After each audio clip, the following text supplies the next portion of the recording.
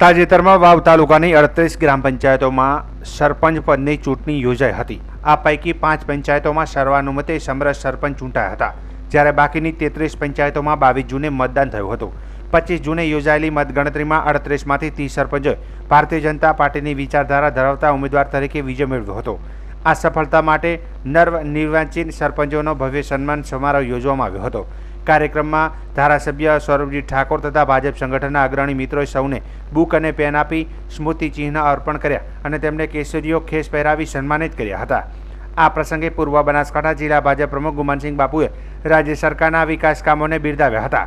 તેમણે સરહદી વિસ્તાર માટે નર્મદા નહેર કેવી રીતે જીવાદોરી બની છે તે વિશે વિસ્તૃત માહિતી આપી હતી।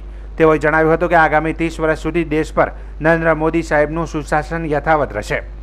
કાર્યક્રમમાં ધારાસભ્ય સૌરભજી ઠાકોરે મહત્વની જાહેરાત કરતા કહ્યું હતું કે સમરસ થયેલા દરેક સરપંચ તેમની તરફથી ₹5 લાખની વિશેષ ગ્રાન્ટ મળશે।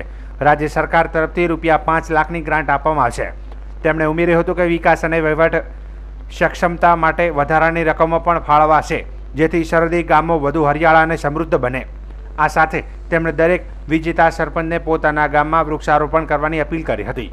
તેઓએ જણાવ્યું હતું કે વડાપ્રધાન મોદીના સ્વપ્ન મુજબ સ્વચ્છ, હરિયાળું અને વિકાસશીલ ગામ બનવાનું દરેકનું કર્તવ્ય છે। કાર્યક્રમમાં બહોળી સંખ્યામાં નવા સરપંચો, ભાજપના કાર્યકરો, સંગઠનના હોદ્દેદારો, અગ્રણીઓ તથા પત્રકાર મિત્રો ઉપસ્થિત રહીને સમગ્ર કાર્યક્રમને ઉર્જાવાન બનાવ્યો હતો।